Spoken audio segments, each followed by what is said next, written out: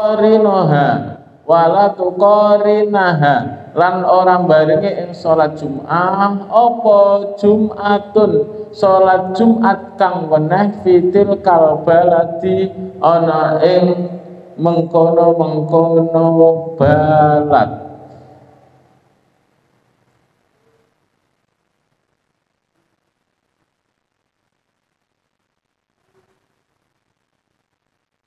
Wa ayyataqaddamaha lan yen toh dingini ing salat Jumat apa khutbatani khutbah loro.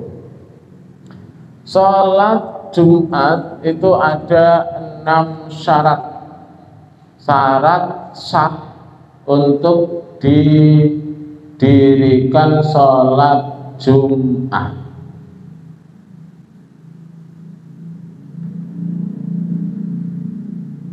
Yang pertama dari 6 syarat salat Jumat, yang pertama adalah semua salat Jumat dilaksanakan dalam waktu zuhur. Baik mulai dari takbiratul ihram sampai salam. Niku semuanya dilaksanakan di waktu zuhur. Artinya ketika zuhur belum masuk maka belum boleh dilaksanakan sholat Jumat, atau asar sudah masuk tidak boleh dilaksanakan sholat Jumat. Artinya ya sholat Jumat yang dilaksanakan itu tidak sah. Adapun di dalam waktu zuhur itu masih bisa dilaksanakan sholat Jumat. Berarti misalkan ya, sholat Jumat dilaksanakan pukul 2 siang, itu berarti sah-sah saja. Berkaitan dengan waktu pelaksanaan sholat Jumat dilaksanakan pada waktu zuhur.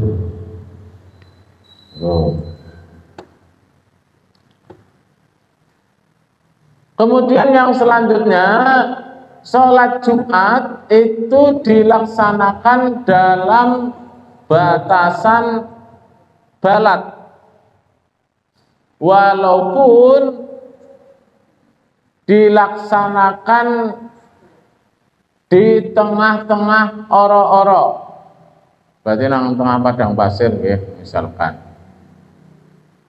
niku khitatul balad, patoke balad niku walaupun patoke balad nang tengah-tengah ya corone nang anu lah nggih, napa niku istilahnya towang napa nggih nek cara nang kene. Nek oro-oro kan nang kene jarang. Nek nang Arab oro-oro ya pirang-pirang, tapi nek nang kene jarang. Ya paling towang lah nek nang kene. Yaiku panggonan sing ora nana umai. Walaupun batasan desa itu hanya menggunakan bambu atau rotan atau yang lainnya. Intinya apa? Intinya masih dalam batasan balad.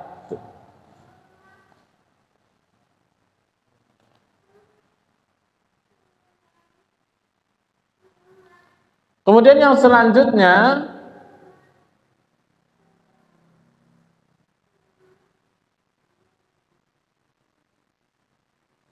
dilaksanakan sholat Jumat ini secara berjamaah dengan jumlah 40 orang, yang ke-40 orang ini semuanya merdeka. Kalau berkaitan dengan merdeka, karena sistem perbudakan sudah dihapus, ya wis jelas nek nang Jawa merdeka.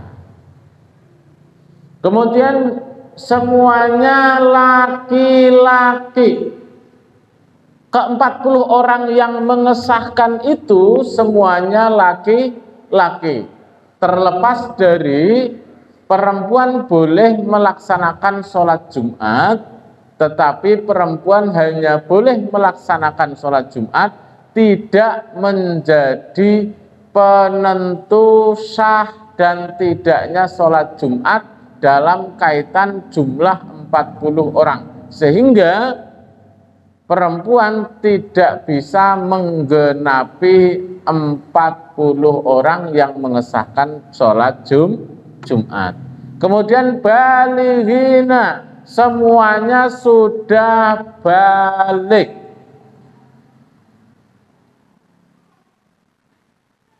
Kemudian mustautinina, yaitu omah-omahan di tempat dilaksanakannya sholat Jumat.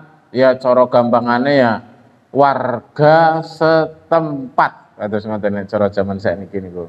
Omah-omahan nang panggonan setempat. Berarti nek belum mustautinina,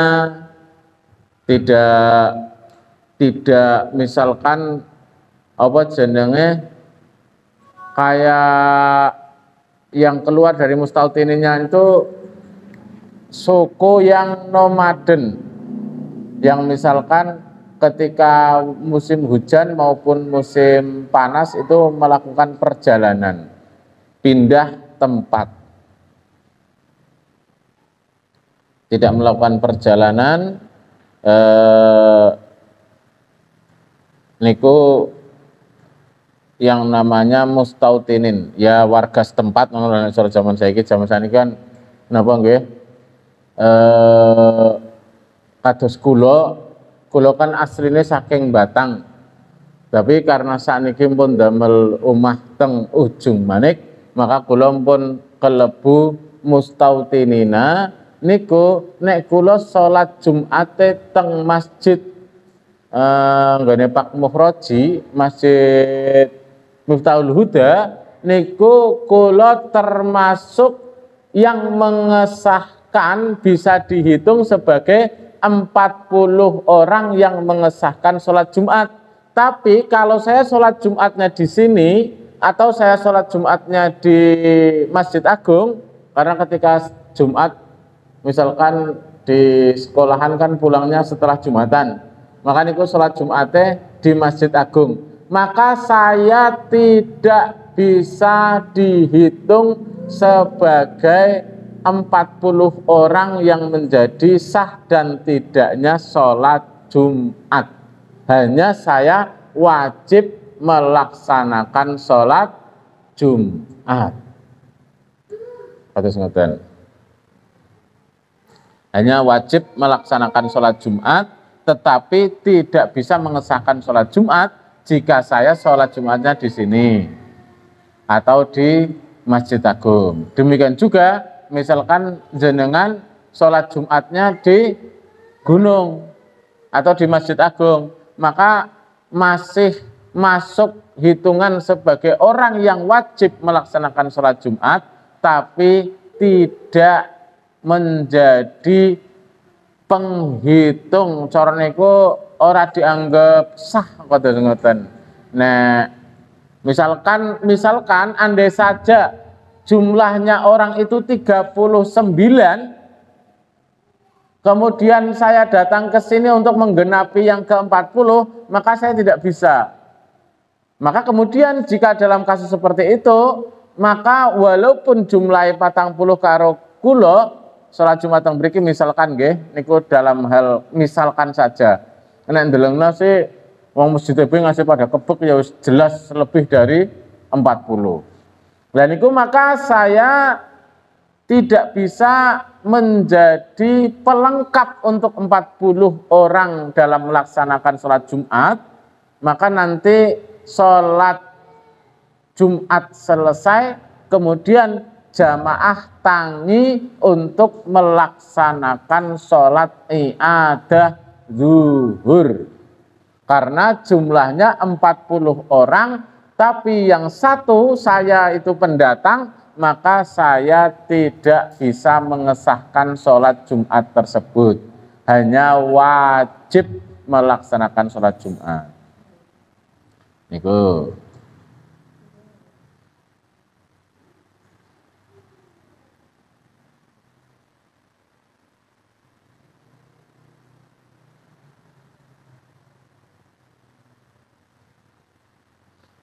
Bagaimana jika punya rumah di dua tempat yang berbeda? Misalkan teng mriki punya rumah karena bapake asline mriki, kemudian teng mriko punya rumah karena ibune asline mriko. Kan kados ngoten bisa terjadi nggih. Lah niku yang menjadi acuan dia sebagai mustautinin adalah di mana keluarganya tinggal. Berarti nek tinggale kok nang kene, bandane ya nang kene, maka mustautininnya di sini, omah-omahane nang kene. Nang kono hanya sebagai rumah kedua, ketika Jumatan di sana tidak masuk ke dalam hitungan 40 orang yang menjadi syarat sahnya sholat Jumat. Bagaimana jika keduanya sama-sama dipakai dan sama-sama, misalkan di sini ada keluarganya, di sana ada hartanya, maka yang menjadi acuan adalah yang ada keluarganya. Kados ngoten. Nek pada bahaya sing luwih sering nang ndi ngono lah. Intine yang menjadi rumah utama itu di mana? Lah, itulah yang menjadi tempat mustautininnya kita atau tempat mukim kita. Dan itu di situ ketika kita sholat Jumat di balad tersebut, maka kita masuk ke dalam hitungan 40 orang ini. Dan 40 orang ini sudah harus ada sejak khotib naik mimbar. Berarti awit niku nggih, awit khotib naik mimbar, tidak hanya pas sholat Jumat. Karena sholat Jumat kan harus ada 2 khutbah. Niku sejak khotib berkhutbah niku sudah 40 orang. Makanya di kita memakai 2 azan. Azan yang pertama untuk manggil wong-wong, azan yang kedua itu azan untuk pelaksanaan sholat Jumat. Sehingga azan ketika azan yang kedua itu orang sudah ada 40 orang. Kalau belum ada juga 40 orang maka ditunggu mandan ngenteni. Tapi nek akeh nang kene genah ngasih masjid kadang sing ora muat nggih, saking kebetulan wilayahe nggih padat, terus juga mayoritas penduduknya adalah penduduk muslim.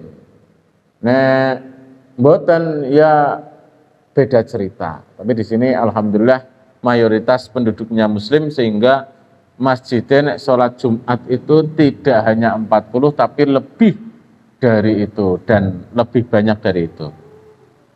Kemudian baligina itu yang sudah balik semuanya, maka kalau belum balik belum bisa masuk hitungan 40 orang yang itu mengesahkan sholat Jumat.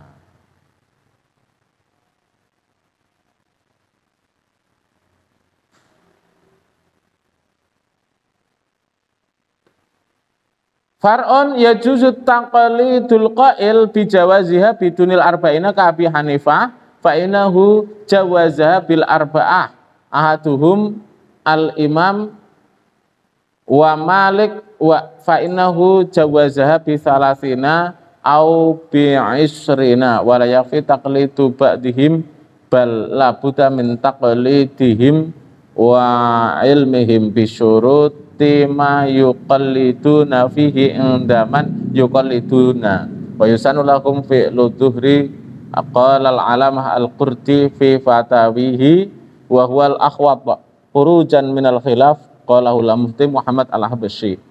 Jadi kita boleh taklid terhadap imam-imam yang berpendapat tidak harus 40 orang seperti Imam Abu Hanifah, itu boleh dilaksanakan 4 orang.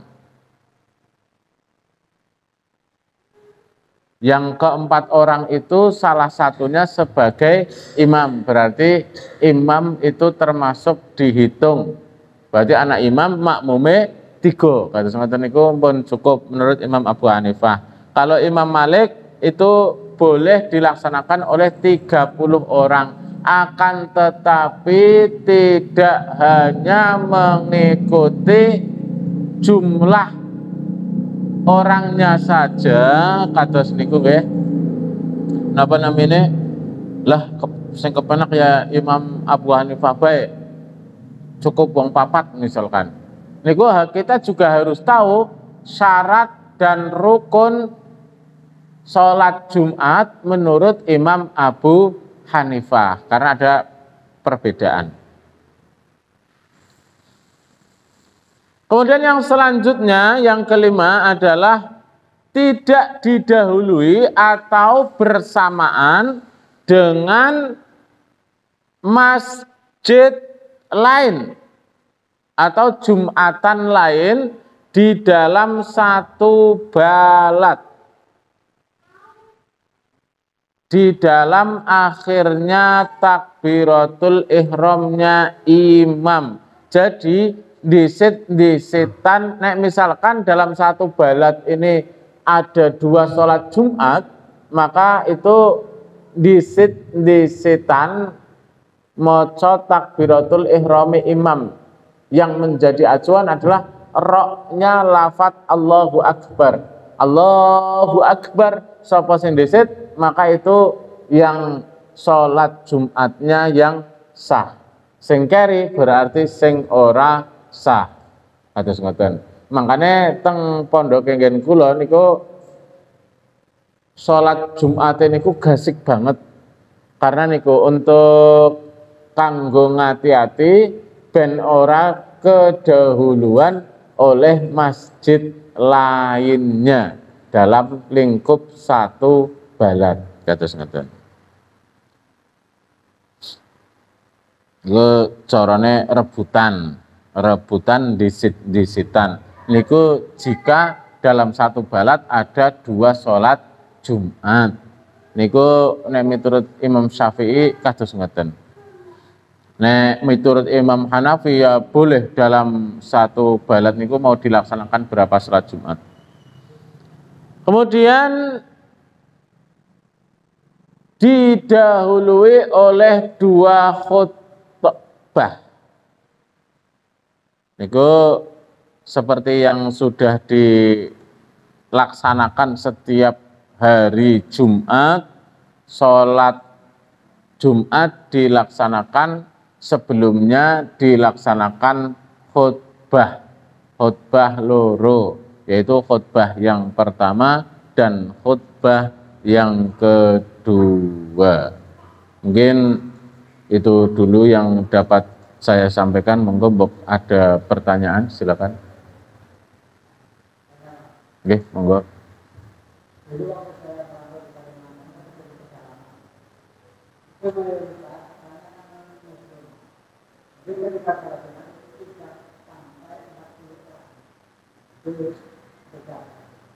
Oke.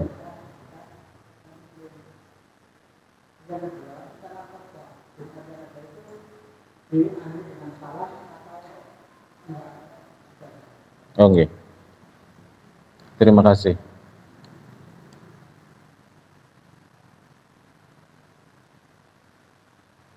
Niku untuk berkaitan dengan 40 orang yang dihitung. Kalau di dalam perantauan wis wonge kuwe wong bukan orang mukim nggih, kan pendatang, bukan mustautinin di situ, dilelah wis orang ana 30, orang ana 40, terus juga niku napa namanya? Sebagian ada yang pendatang. Jadi penduduk aslinya malah cuma berapa tok kados ngoten nggih. Niku bahkan saya mendengar cerita dari Pak Ustadz saya yang pengalaman pernah merantau di Kalimantan, itu untuk mencari masjid itu berangkat Jumatan sejak jam 6 pagi. Niku kalau pengen uman Jumatan, nah ora jam 6 kok urung mangkat, niku ora uman Jumatan. Itu pun kalih nebeng tepeng.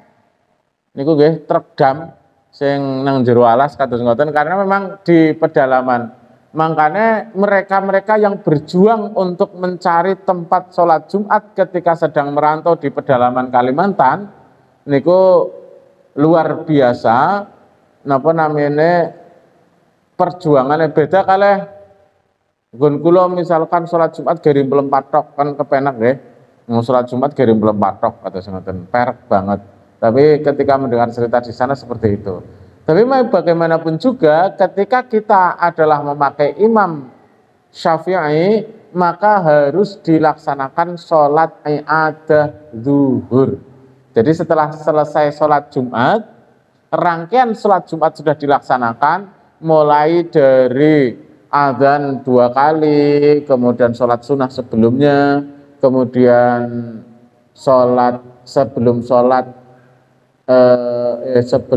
Jumat dilaksanakan 2 khutbah dengan syarat dan rukun yang sudah ditentukan. Kemudian dilaksanakan sholat Jumat. Setelah sholat Jumat selesai, maka kemudian sholat i'adah. Saya beberapa kali ketika berkunjung ke rumah teman saya yang memang kebetulan di situ karena warganya tidak banyak, warga lanangnya tidak banyak, karena siji kampunge niku cilik nang gunung, siji kampunge cilik, nomor kaliye karena memang banyak yang merantau wong lanange. Dadine tidak mencapai 40 orang. Maka setiap kali berjumatan itu selalu dilaksanakan sholat i'adah zuhur. Karena kalau tidak memenuhi syarat sholat Jumat, maka sholat Jumat tetap wajib dilaksanakan, tapi zuhurnya belum gugur. Karena sholat Jumatnya tidak sah, sehingga sholat Jumat tidak menggantikan posisi sholat zuhur. Maka harus diadakan sholat i'adah. Kalau berjamaah, ya seperti yang sudah disebutkan dalam pasal-pasal sebelumnya, bahwa sholat i'adah itu kalau menjadi makmum ya harus niat berjamaah. Nah kemudian khutbah, apakah khutbah itu ada salam penutup? Tidak ada salam penutup dalam khutbah Jumat. Jadi adanya hanya salam pembuka. Salam pembuka pun niku sebelum azan. Jadi kalau sudah azan nembe salam niku napa namanya mboten pas. Lah yang menjadi hitungan mulai sholat Jumat itu adalah sejak khotib naik mimbar.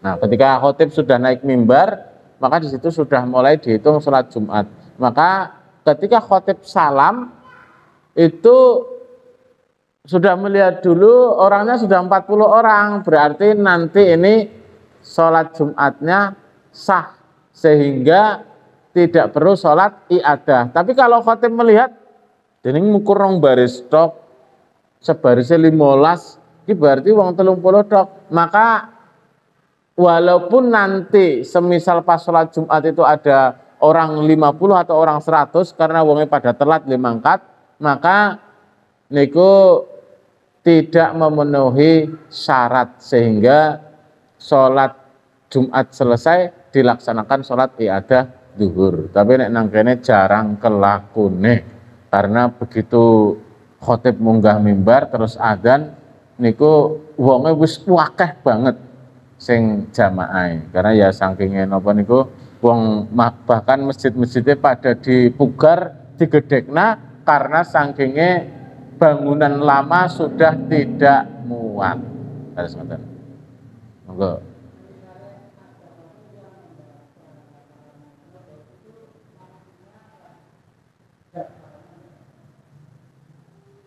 Nah, berkaitan niku, misalkan ada imam yang khotib yang membaca salam penutup. Lah niku makmume wajib jawab napa mboten? Wong saiki napa? Ya, setelah selesai tanpa salam terus langsung dikomati kados ngoten. Tapi bagaimana jika sang khotib itu membaca salam penutup? Niku mangke jawabannya dibahas ketika pertemuan selanjutnya, yaitu arkanul khutbataini, rukun khutbah loro. Makanya nanti dijawab di pertemuan yang selanjutnya. Enggak, ada pertanyaan lagi? Silakan.